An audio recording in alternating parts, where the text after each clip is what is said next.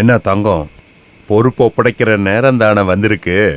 ஆள் கை மாறினதுக்கு அப்புறமா குமார ரகசியத்தை படிக்கட்டும். 50-50னா 50-50.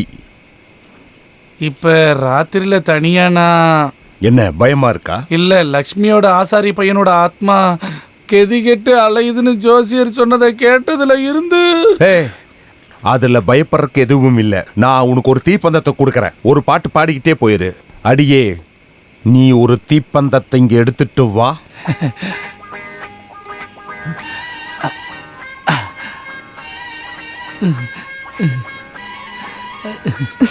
வேலுக்கிட்ட இருந்து லெட்டர் வருதா சர்லா? சீக்கிரம் வந்துருவாரா என்ன?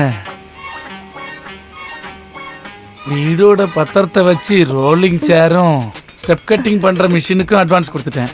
இப்ப கண்ணாடி மட்டும் வாங்கிட்டோம்னா பந்தம் பத்திக்குச்சு பாரு. பந்தம் பத்திக்குச்சு.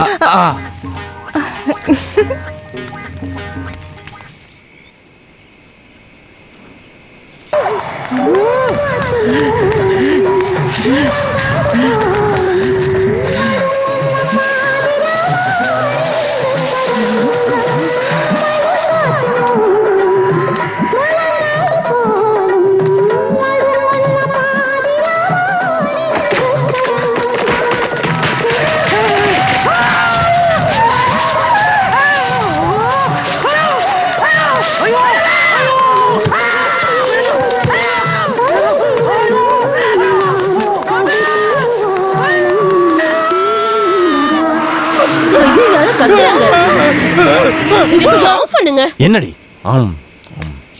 ஐயோ பேய், நான் பார்த்தேன். சினிமா சினிமா பேய். ஐயோ குமாரா, உனக்கு என்ன ஆச்சு? ஐயோ என்னாச்சு?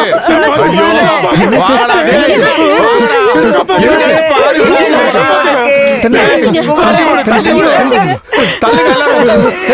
டேய்,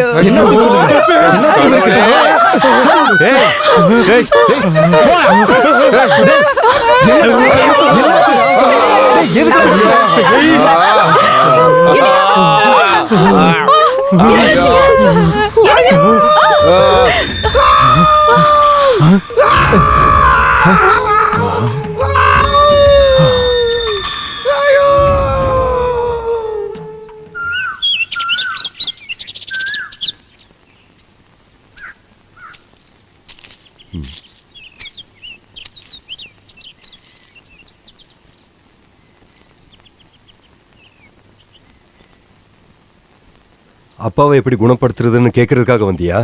மன்னிச்சிருங்க, அந்த பதட்டத்துல நான் அப்படி பேசிட்டேன். ஆமா, ஒவ்வொரு நேரத்துக்கும் உங்க சௌரியத்துக்கும் ஒவ்வொன்னு சொல்லுவீங்க. அதுக்கப்புறம் சூழ்நிலை மாறி போச்சுன்னா மாத்தி சொல்லுவீங்க. உங்களுக்கு அப்படி தோணுதுன்னா அப்படியே வச்சுக்கோங்க. நான் சொல்ல வரத என்னன்னு கேட்க கூட மனசு வரல. நீ சொன்னதெல்லாம் நம்புனா ஒரு முட்டாள்னு புரிஞ்சிக்க. பிரிஞ்சிருந்த 3 மாசத்துலயே நான் புரிஞ்சுக்கிட்டேன்.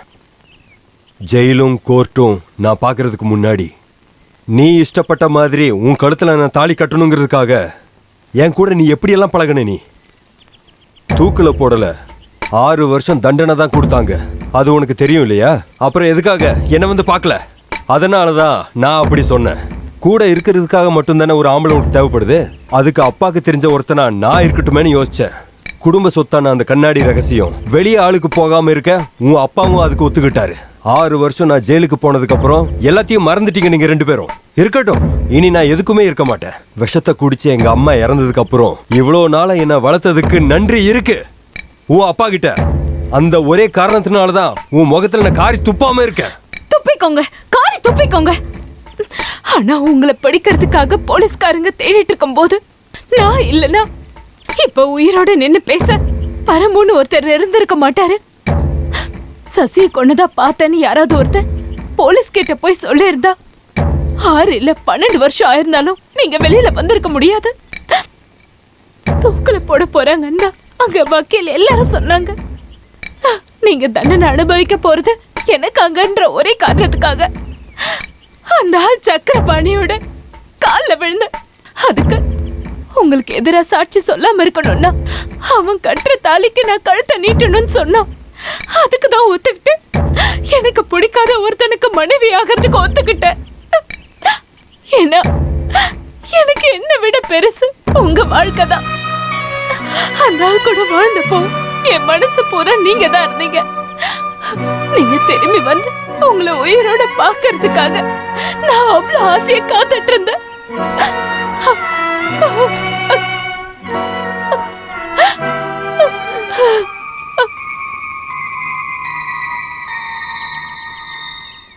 ஆஹா, லக்ஷ்மி லக்ஷ்மி எந்திரடி குரங்கு.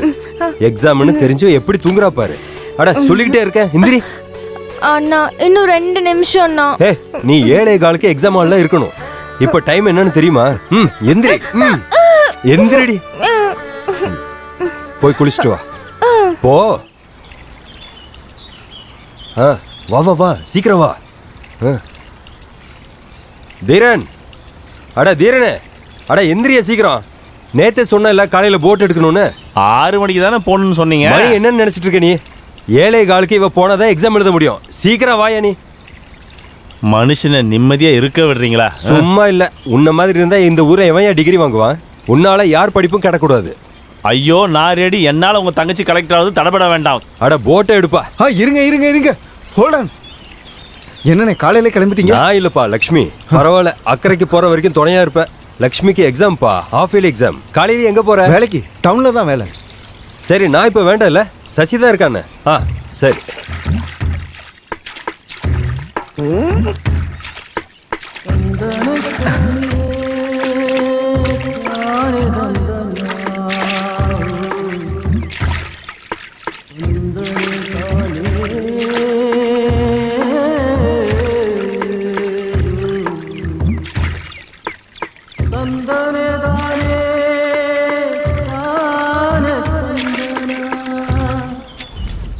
ஆமா, அடுத்த வாரம் வெள்ளிக்கிழமை திருவிழா, நாம போகணும்ல? என்ன நம்ம போவாம? நல்ல கேள்வி கேட்ட. அன்னைக்கு நம்ம போயே ஆகணும். பரமா கஞ்சி எடுத்து வச்சிருக்கேன். இதோ வர. என்னடா உன் வீட்டுல சமைக்கலையா? தங்கச்சிக்கு எக்ஸாம். தங்கச்சிக்கு எக்ஸாம், நீ சமைக்கிறதுக்கு என்ன? அதெல்லாம் உங்களுக்கு சொன்னா புரியாதுன்னு. அவ படிக்கிறது ஃப்ரீ டிகிரின்னு. Free degree. சீக்கிரம் வாங்க, ஆறி அத போயிடும். மூடி வை, நான் வந்து சாப்பிட்டுக்கிறேன். போ பரமு. அவ உன்கிட்ட பேசுறதுக்காக ஏதோ கூப்பிடுறா. எப்ப பார்த்தாலும் வேலை வேலைன்னு இங்கேயே கிடக்குற. அப்ப நான் ஒன்று பண்ணட்டுமா? அவளை கூட்டிட்டு போயிட்டு பாட்டு டான்ஸ்னு பண்ணட்டுமா? ஏய், இப்ப வேண்டாம். வெள்ளிக்கிழமை நம்ம ஊர்ல திருவிழா நடக்க போகுது. அன்னைக்கெல்லாம் ஸ்டேஜில் ஆடுங்க. என்னது? ஸ்டேஜில் ஆடுங்கன்னு சொன்னேன்.